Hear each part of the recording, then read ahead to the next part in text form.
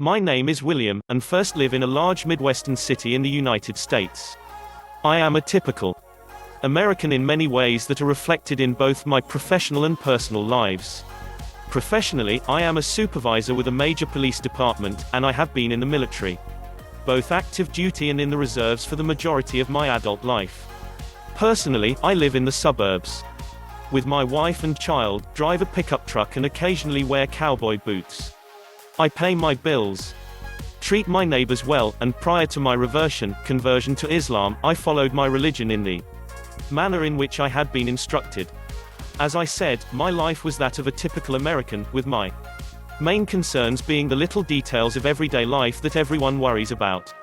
Little did I know that my religious beliefs would take me out of the typical life that I lead, and that they would instead become a major factor in my life, providing me with a sense of peace and completion that only a short time before I would not have thought possible.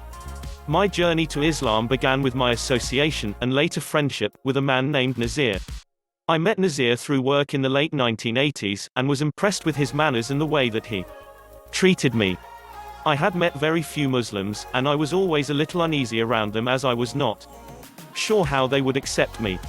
Besides having the appearance of a pickup driving shotgun toting redneck, I was also a Jew, and the combination often seemed to unsettle people. Nazir, however, took everything in stride, and as a result of friendship slowly bloomed. Through Nazir, I really formed my first impressions of Islam and its adherents.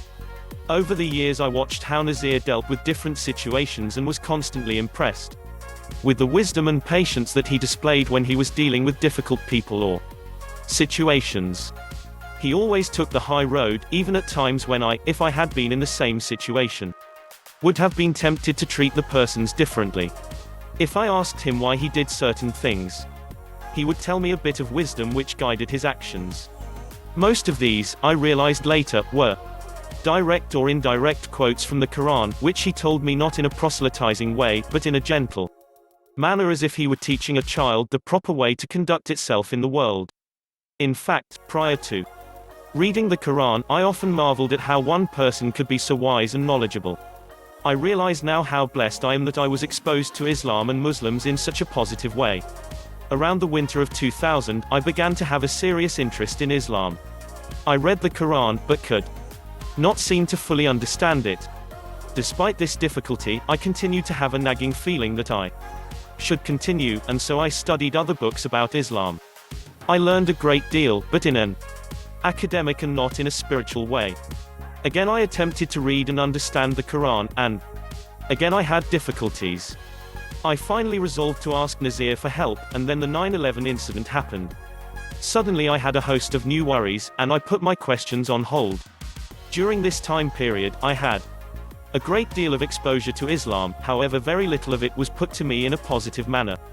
As a police supervisor, I was constantly receiving warnings about perceived Islamic threats, and as an officer in the reserves I was around people who perceived Islam as a direct threat and Muslims as possible enemies. So, to my shame, I continued to wait and kept my studies on the Islamic world to those areas that directly influenced my professional life. Then, in the late summer of 2004, that nagging feeling that had persisted suddenly intensified, and I finally asked Nazir for guidance. He told me about the tenets of his faith, and about the nature of the Quran. More importantly, he told me how crucial Islam was to his life, and how strongly he believed in it, not only as of the word of God but as the way in which man was meant to live. His brother Riyad then provided me with booklets about Islam that had answers to many of the questions that I had. With this knowledge in hand, I again approached the Quran, and suddenly found that it was not only readable but that it made sense. I can only think that either I was not mentally ready before, or that I simply needed the extra input in order to properly understand and process the information. Either way, I read and reread everything that I had been provided, and then double-checked the facts that had been presented to me. The more I read, the more amazed I was. I found that the information that was in the Quran would have been impossible for Muhammad, may the mercy and blessings of God be upon him, to have known had he not been a prophet. Not only would it have been impossible for a man of his background and geographic location to have known many of these things, it would have been impossible for anyone of his time period to have known them. I double-checked the dates of many of the modern discoveries that had been addressed in the Quran, and was astounded at what I found. Not only did the Quran contain information that was centuries ahead of its time, but it did so with details, many of which could not have been known until this century. I became convinced that Muhammad was indeed a prophet that had been inspired by Allah through his angel. Despite this, I still faced a dilemma. Although I now believed that Muhammad was a prophet, I still was confused about what to do. Everything that I had ever believed was suddenly turned upside down, and I was at a loss for an explanation. That night I prayed for guidance and understanding. I only believed in one God, but I wanted to know the manner in which I should hold that belief. The prayer was simple but heartfelt, and I went to sleep full of hope that I would receive an understanding of the situation. When I awoke, I did so with the feeling that I had experienced an epiphany. Everything was suddenly clear, and I understood how all the things that I had practiced before were simply observances that had been contrived by man in an attempt to follow religious principles that had changed over the millennia.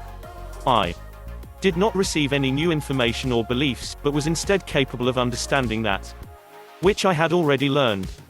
I felt exhilarated, happy and at peace, and that morning I said the Shahada. I told Nazir, and he took me to a nearby mosque for the Friday prayers.